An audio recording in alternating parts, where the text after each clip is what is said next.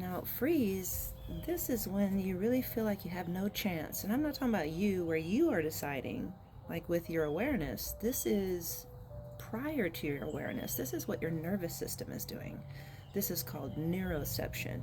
Your brain, your nervous system perceives a threat before you are even aware of it.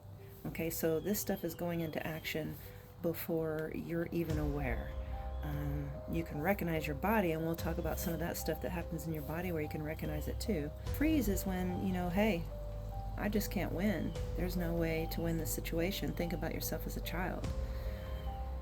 Well, if you're in a freeze state, that might look like where you're stuck or numb. You feel paralyzed.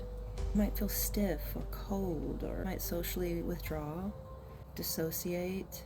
Yeah, going blank in a conversation, procrastinating beyond a reasonable amount, not being able to make a decision. It just feels like it's impossible to make a decision. These are all examples of being in a freeze state, so it can be helpful to recognize that.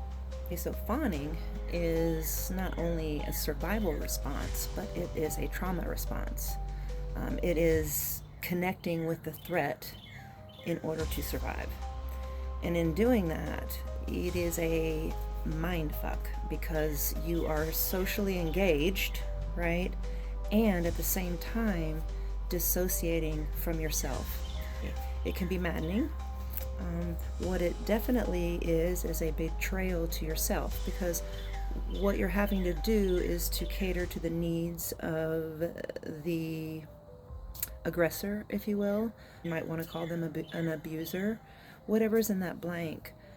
But you have found that the best way to survive is to appease, to people please, to have no boundaries, to continually put their needs before yours. You put your own safety aside in order to keep the peace.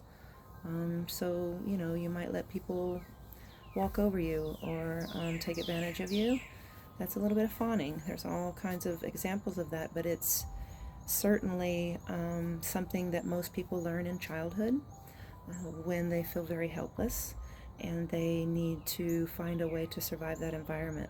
Again, that social threat, that emotional threat, that physical threat sometimes, that mental threat. Whatever that threat is perceived to be, your system goes into action and it decides, your nervous system decides what will be the best course of action to survive this situation.